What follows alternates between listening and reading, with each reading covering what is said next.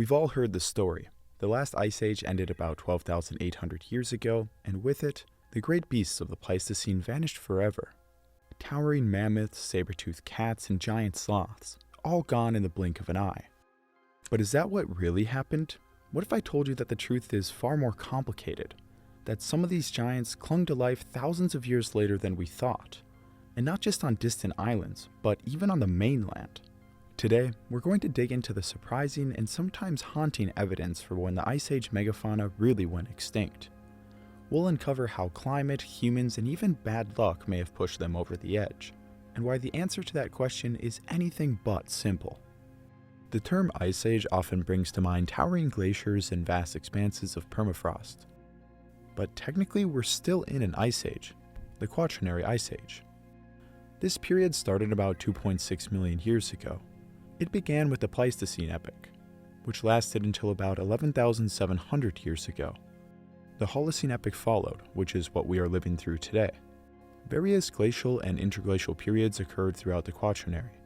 The reason we don't think of ourselves as living through an ice age is that we are in one of these warmer interglacial periods. One of the most dramatic cold snaps within the Quaternary was the last glacial maximum. This peak lasted roughly 26,500 to 19,000 years ago. Ice sheets stretched from the Arctic deep into North America and Eurasia, covering up to a third of the Earth's land area. During this time, the planet hosted a rich cast of Ice Age animals that no longer exist, many of which were megafauna, often exceeding 100 pounds or 45 kilograms. Some of the most well-known include woolly mammoths, mastodons, and saber-toothed cats. These species were adapted to frigid habitats. They grazed grasslands or stalked prey in an icy wilderness. There were also lesser-known species that lived in the southern hemisphere, including giant armadillos and kangaroos. Despite their dominance for millennia, these creatures didn't make it into the present day. So when did they all go extinct? The traditional extinction timeline places the disappearance of Ice Age species between 12,000 and 10,000 years ago. Some argue for an even more specific date of 11,700 years ago. This generally coincides with the Younger Dryas and the transition from the Pleistocene to the Holocene. This relatively narrow window gave rise to two main explanations: the overkill hypothesis and the climate change hypothesis. Unlike the non-avian dinosaurs, which perished 65 million years ago, many Pleistocene megafauna lasted long enough to coexist with early humans. For example, many genera of large animals in North America went extinct shortly after humans made it to the continent. Paul Martin proposed the overkill hypothesis in the 1960s. He argued that these incoming hunter-gatherers, known as the Clovis people, rapidly hunted megafauna to extinction around 12,000 years ago. The evidence? Kill sites where Clovis fluted points appear to have pierced mammoths and mastodons. Proponents point to the apparent synchronicity of Clovis expansion and megafaunal collapse. Others applied this same logic to explain extinctions in other parts of the world like Siberia and Australia. But critics note the scarcity of kill sites relative to the sheer number of lost species. They also question whether small human populations could wipe out giants spread across vast landscapes. On the other side, the climate change hypothesis points to the swift warming at the time. By this point, the last glacial maximum was undoubtedly ending. Ice sheets collapsed and sea levels rose. Habitats shifted dramatically. Tundra gave rise to forests, grasslands, and marshes. Many megafauna specialized for cold steppe environments likely faced habitat loss, changes in forage quality, and altered predator-prey dynamics. Today, most scientists accept a combination model, where human hunting and climate change acted in concert. These species were already stressed and their populations were dwindling. Humans were just the straw that broke the camel's back. And there are a few species that fall into the conventional timeline. We have to be pretty specific here. Many of the Ice Age animals we think of actually consist of various different species we often lump together carelessly. Mammoths are a great example of this. There could have been up to 10 different species of mammoth, all of which fall under the genus Mammuthus. The stereotypical species most people conjure in their minds is the woolly mammoth, Mammuthus primigenius. These big, hairy mammals lived across northern Europe, Asia, and North America during the last glacial maximum. Covered in thick fur and a layer of insulating fat, woolly mammoths thrived in frigid steppe tundra ecosystems. They had long, curved tusks and a distinctive high domed skull. These features distinguished them from other mammoth species. With such a wide geographic range, The exact timing and causes of extinction would have been varied between populations. Radiocarbon datings from around the globe suggest that most mainland populations disappeared between 14,000 to 10,000 years ago. The youngest mainland woolly mammoth fossils we know of were discovered on the Tamayura Peninsula in Siberia. These specimens produce radiocarbon dates between 9,600 and 10,000 years ago. These dates indicate small herds of woolly mammoths survived further into the Holocene than we once thought. However, this site is located in the extreme north. Ice Age conditions lasted longer here compared to other parts of the world, which would explain the anomaly of these dates. They should not be taken as the norm. While it was still alive, the woolly mammoths shared North America with another species, Emuthis columbi, more commonly known as the Columbian mammoth. It was larger, less hairy, and roamed more temperate climates. They could be found from southern Canada all the way to Costa Rica. While their ranges sometimes overlapped, their physical differences reflect distinct adaptations to the ecosystems they each called home.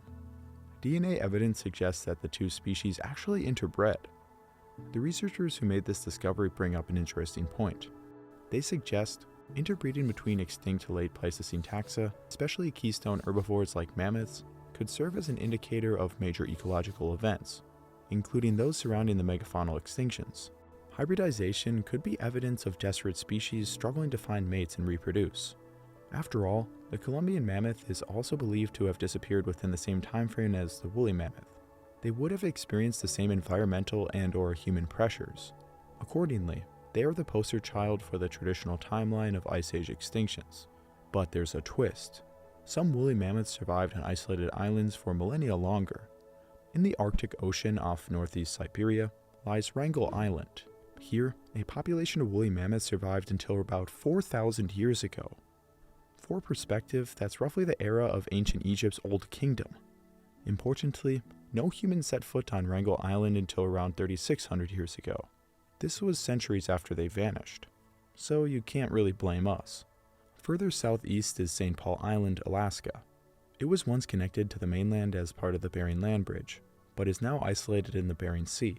Here, woolly mammoths persisted until about 5,600 years ago. Again, there is no evidence of humans on St. Paul Island until thousands of years later.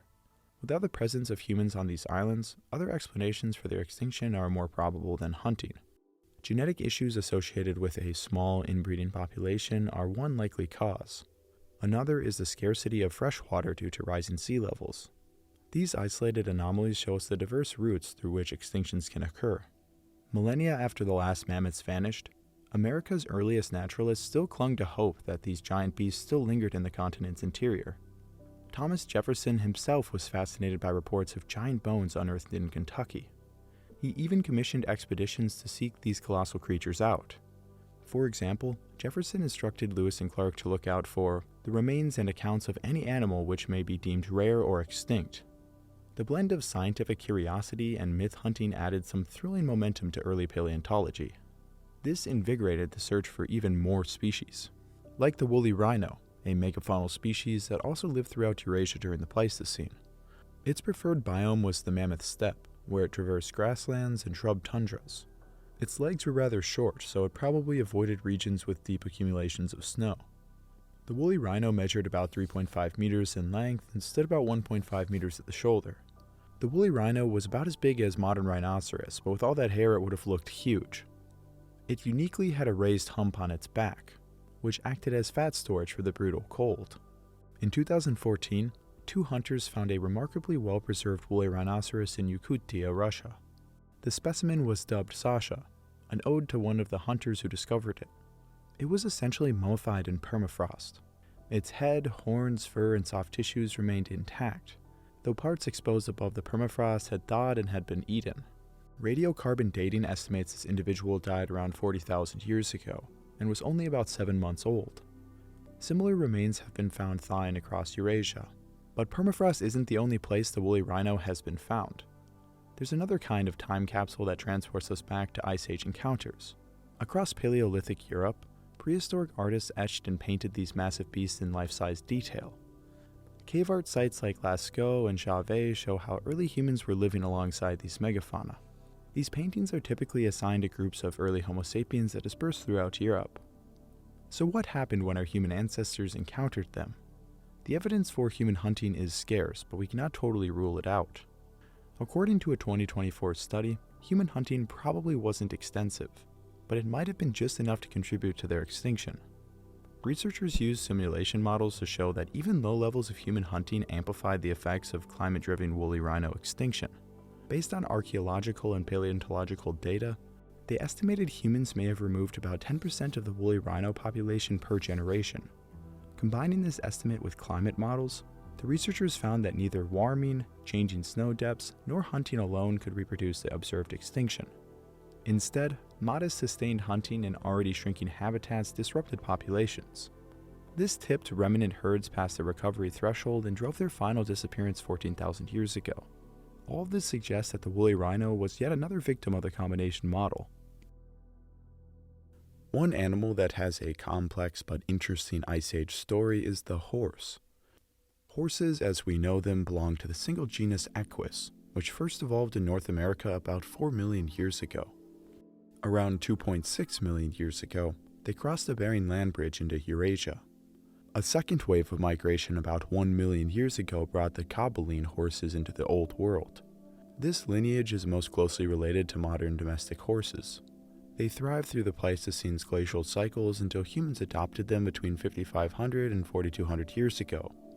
Ancient DNA studies reveal that past Equus diversity was far greater than today. The remnants of these groups persisted in Siberia, Europe, and even Africa well into the late Pleistocene before finally disappearing.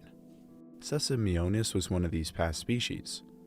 It was recently discovered and reflects a unique branch of the horse family, set apart by its special teeth. It had a uniquely vast geographic range. The remains have been found from Arizona, across Eurasia, and into Ethiopia. With these distinctive dental features and the ability to live in many different environments, it was one of the most versatile lineages of Ice Age horses. DNA and bone studies initially suggested it survived until 45,000 years ago in Siberia. But recent research has found a more recent extinction. DNA and radiocarbon analysis of 26 specimens from northern China reveal that this lineage didn't vanish in the middle of the Pleistocene as once thought. It persisted in small, fragmented populations until about 3,500 years ago, around the time Chinese states were emerging. Despite weathering the last glacial maximum and the spread of humans across East Asia, Sesamionis ultimately disappeared shortly after the dawn of horse domestication. Its limited genetic diversity appears to have undermined its long-term resilience, a similar fate to the Wrangel Island mammoths. Having spanned from the southern US to Africa, it probably spread itself too thin. Such a wide geographic range is a disadvantage when populations are dwindling and mates are scarce. And this makes you think, on a continent as big as Asia or the Americas, could tiny populations of megafauna slip by without evidence for thousands of years? Well, an exciting new area of paleo research may let us detect even the smallest populations with SETA DNA. It stands for sedimentary ancient DNA. It's the genetic whisper left behind when plants and animals shed skin, hair, or waste into lake beds, peat bogs, or permafrost soils. By extracting and sequencing these tiny genetic fragments, scientists can identify which species once roamed an area, even if no bones remain. It's like reading a CSI report written by prehistoric life. Scientists have used this to reconstruct 30,000 years of Canadian Yukon ecosystems. Their first finding was to be expected. Their data revealed that between 13,500 and 10,000 years ago, the open grass-dominated mammoth steppe gave way to willow and spruce shrublands. As this shift unfolded, DNA signals for the woolly mammoths, steppe bison, and extinct horses steadily declined. What wasn't expected was this. Small traces of SETA DNA continue to pick up evidence of mammoths and extinct horses at multiple Yukon sites as late as 6,000 years ago. They call these sparse but unmistakable DNA fragments ghost ranges. They indicate that small, cryptic populations of both mammoth and horses survived thousands of years into the Holocene. And this time, they weren't just stranded on islands. They lingered in high-altitude refuges on the mainland. It's remarkable enough that we can pull ancient DNA out of the soil, and the additional insight of recent Ice Age megafauna only makes the future of this field more exciting.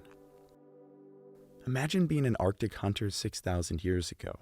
It's the middle of July and it's finally warm enough to voyage deep inland in search of a tasty muskox. After days of hiking through vast open landscapes, you see a furry creature in the distance. As you get closer, what you thought was familiar gets stranger and stranger. Its horns protrude from its mouth and its nose hangs like a tail from its face. You and your friends circle the creature and execute a cunning ambush. As you run towards the beast, one of your friends is picked up and thrown into the air. Another is stomped flat as the beast lets out a blood-curdling scream. Luckily, you manage to escape from the beast, but this encounter will live in legend for centuries. Scenarios like this are just so captivating for me. Imagine coming across an animal that the world had long forgotten. Mammoths and horses and woolly rhinoceros are cool and all, but come on, carnivores are just a little cooler. One of the scariest Ice Age animals was undoubtedly the cave bear, Ursus spelaeus. Picture a colossal bear emerging from the gloom of a cavern. Its massive head is crowned with powerful jaws, not built for tearing flesh, but for crushing the toughest Pleistocene plants. This beast would have been found in the valleys of Spain to the frozen tundras of Siberia. Their habit of hibernating and denning in caves left behind extensive skeletal accumulations, allowing researchers to reconstruct their life history in detail. Each winter, they vanished into pitch-black caves, and a rivalry formed with Neanderthals and later Homo sapiens, who also crept into these dark chambers. They likely competed for cave and rock shelters to brace for cold winters. It appears that a particularly cold era of the last glacial maximum is what did the cave bear in. It began vanishing during the cold snap of Greenland's Stadial 3, roughly 27,000 years ago. The rapid cooling and aridity of this period decimated the grass and plants it relied on as a strict herbivore. Radiocarbon and DNA data now pinpoint its final disappearance between 26,000 and 24,000 years ago. Although competition with humans for caves and occasional hunting may have hastened its decline, the primary culprit was climate-driven habitat loss. This makes the cave bear one of the first megafauna to fall at the end of the Pleistocene. Let's finish the Northern Hemisphere with a lightning round. The La Brea tar pits in California have preserved the bones of various Ice Age animals, but fresh radiocarbon dates just lit up the extinction timeline of at least 7 of these species. Here's the scoop. Smilodon fatalis, a species of saber-toothed cat, was built like a wrestler. It had dagger-like canines and forelimbs made for grappling prey. Its final appearance, around 13,090 years ago. Dire wolves, now gaining attention from their de-extinction attempt, roamed in packs with crushing jaws. They disappeared shortly after, between 13,080 and 12,970 years ago. Towering over them all was the American lion. It was one of the largest cats to ever live, but its demise here was around 13,100 years ago. Bison antiquus, bulkier than its modern cousins, thundered across the grasslands until roughly 13,140 years ago, and Equus occidentalis, the western horse, grazed the plains until its trail went cold between 13,030 and 12,930 years ago. These 5 species eerily disappeared in a synchronous pulse. Paleoecological records from a nearby lake suggest drought and wildfires were the cause. There was a simultaneous warming, drying, and an unprecedented charcoal spike. It's hypothesized that these were human-ignited fires. This could mean intentional or opportunistic burning.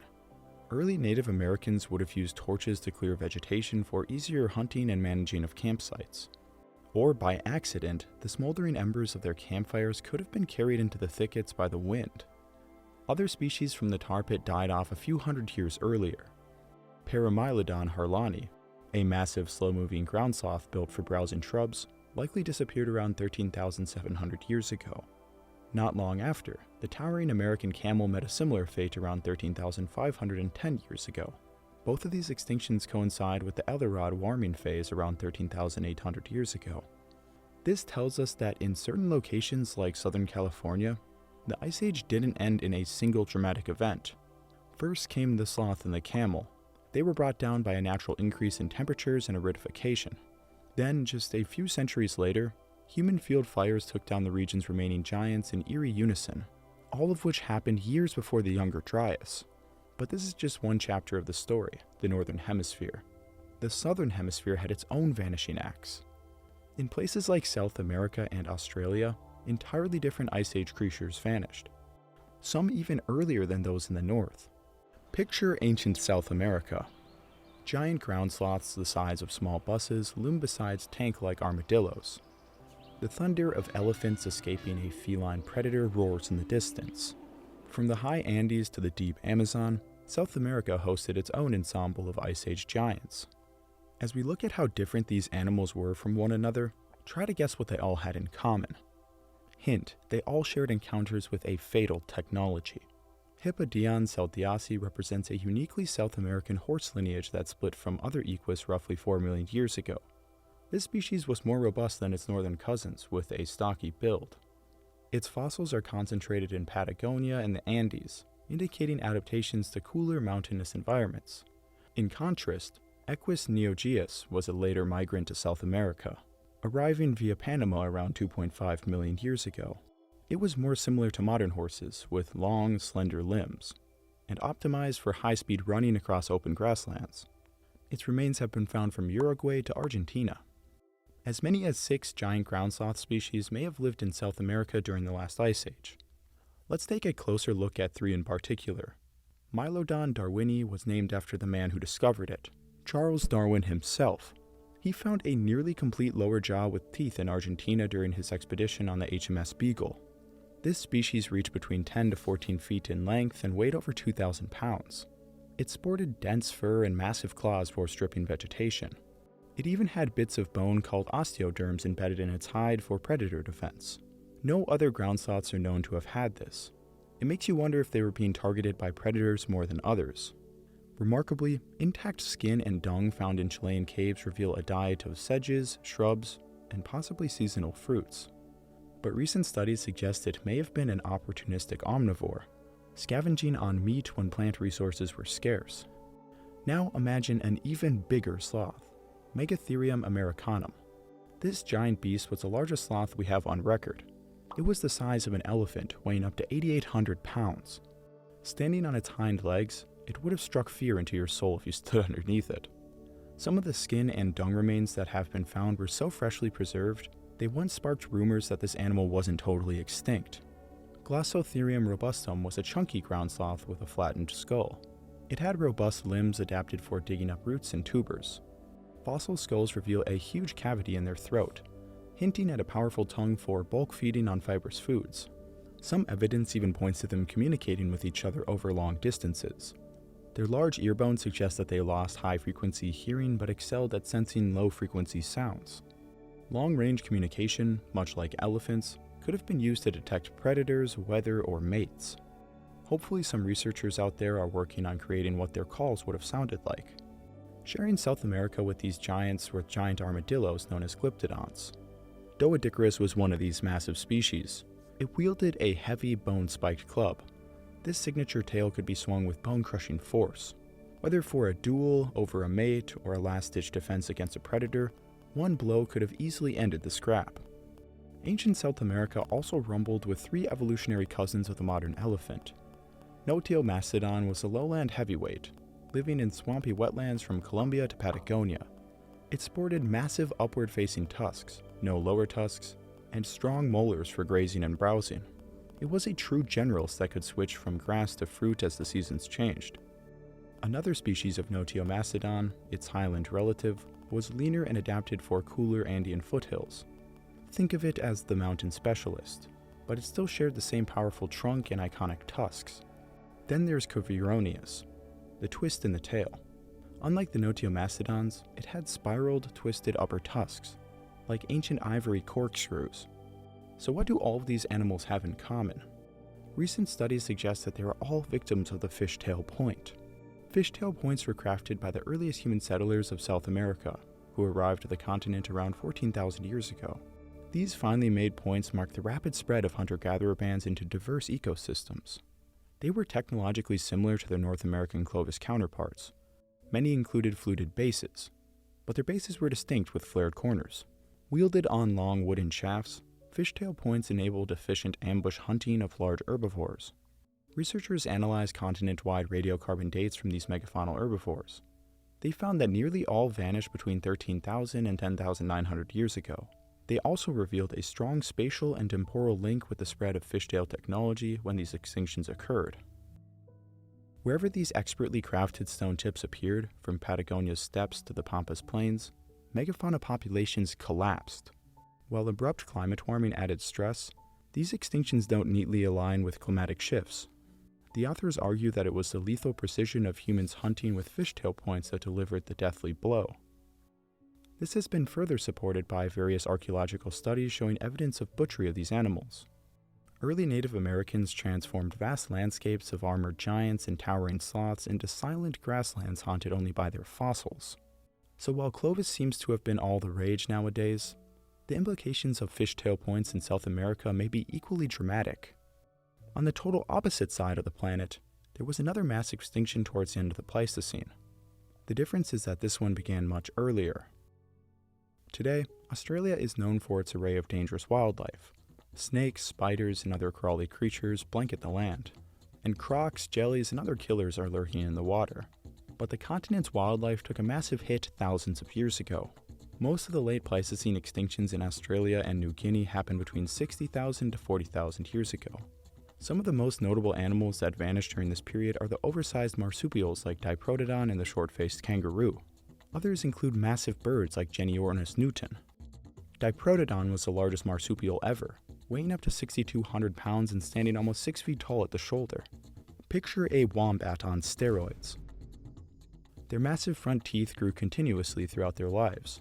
This is similar to the teeth of many rodents today. Diprotodon fossils have been found in groups within lake beds. This suggests they traveled in herds and congregated at water sources. Short-faced kangaroos like Procoptodon were Ice Age Australia's most imposing hoppers. That said, their single massive toe and thick limbs suggest that they didn't bounce so much as power walk across the continent. They were huge. The largest stood about 6.5 feet tall when upright and weighed up to 500 pounds or more. That's much heavier than the biggest modern red kangaroos, which come in at about 200 pounds. They had a deep skull and a blunt face, unlike the long, narrow snouts of modern kangaroos. This came with extremely short, robust jaws and large teeth. Their tails were thick and muscular, but may not have been used for the same tripod posture as modern kangaroos. Genyornis was Australia's thunderbird. It was a flightless giant over 6.5 feet tall with a massive, down-curved beak, perfect for crushing tough plant material. Its fossil eggshells litter ancient dunes and are famous for their size. Each is roughly the size of a football. Some of these shells are blackened by fires that hint at early humans cooking them, which is our first hint that humans may have been responsible for their disappearance. The growing consensus is that the spread of people in Australia and its surrounding islands drove these extinctions. This is debatable, but fossil records show that Diprotodon, the short-faced kangaroos, Genyornis, and a host of other Ice Age giants vanished long before the Pleistocene-Holocene transition. Interestingly, earlier glacial cycles in Australia were more severe but did not trigger such wholesale loss. This undermines climate-only explanations. Instead, the evidence points to Homo sapiens as the primary agent. Even without an abundance of classic kill sites, indirect archaeological evidence aligns precisely with human colonization. This includes findings like those burned eggshell fragments and rapid declines in dung fungal spores. When Homo sapiens first set foot in Australia around 50,000 years ago, they encountered an ecosystem teeming with slow-breeding giants. These mammals had evolved with virtually no mammalian predators.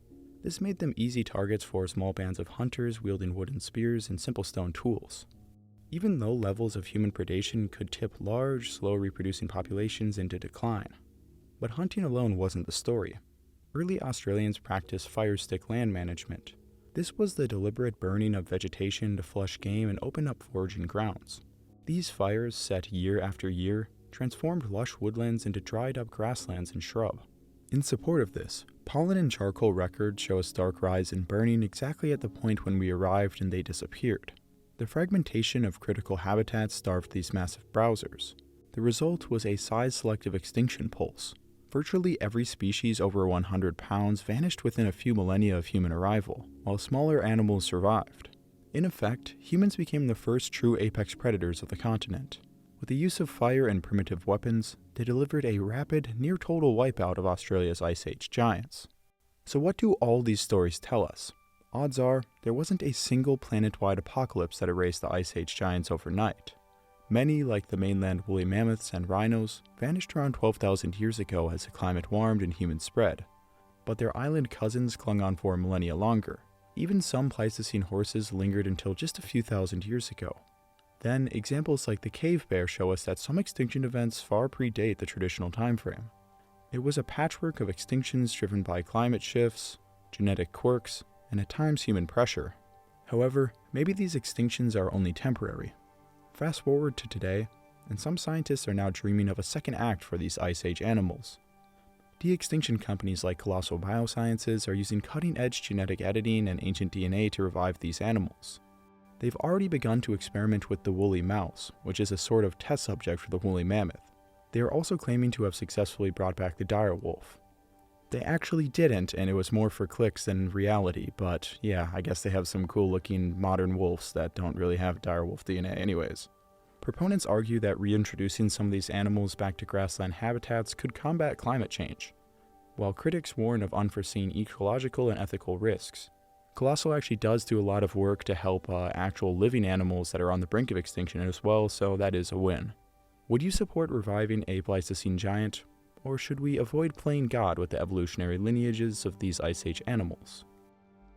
Thanks for watching. If you enjoyed this deep dive into the last glacial period, hit that like button and drop a comment below.